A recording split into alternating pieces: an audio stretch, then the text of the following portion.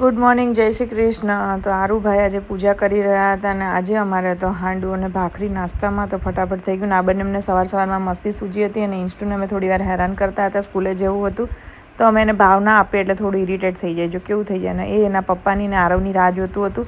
આજે બનાવી નાખ્યું ગ્રેપ જ્યુસ, ભાઈ મજા પડી ગઈ. અને ઇન્સ્ટુ માટે આજે બનાવ્યું હતું ભાત બાફી નાખ્યા હતા. રોજ પેડિગ્રી ખાય છે એટલે અને આમ જો મારી પાછળ બેઠું જ રહી પૂછડું.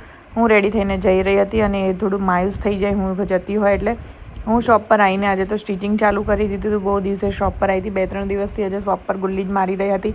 તો આજે હું મારા સ્ટુડિયો પર પહોંચી ગઈ હતી અને ઘરે આવીને ઇન્સ્ટુ યારે થોડી ભેજામારી કરી લીધી અને પછી આજે પાણીપુરી પ્રોગ્રામ હતો અને આજે કોમ્પિટિશન પણ હતી. પછી જમીને અમે લોકો ચાલવા ગયા અને આરુ એની સાયકલમાં હવા પૂરી નાખી ગાઈશ. તો આજે અમારું આવું કામ ફટાફટ પતી ગયું. ગુડ નાઇટ, જય શ્રી કૃષ્ણ. તો આજનો અમારો દિવસ બહુ કોમ્પિટિશનમાં જાય છે પણ આ વખતે આરવ જીતી ગયો અને આજનો અમારો દિવસ ફટાફટ પતી ગયો. અને આ અમારું ઇન્સ્ટુ કહે છે સુઈ જા મમ્મા, સુઈ જા મમ્મા.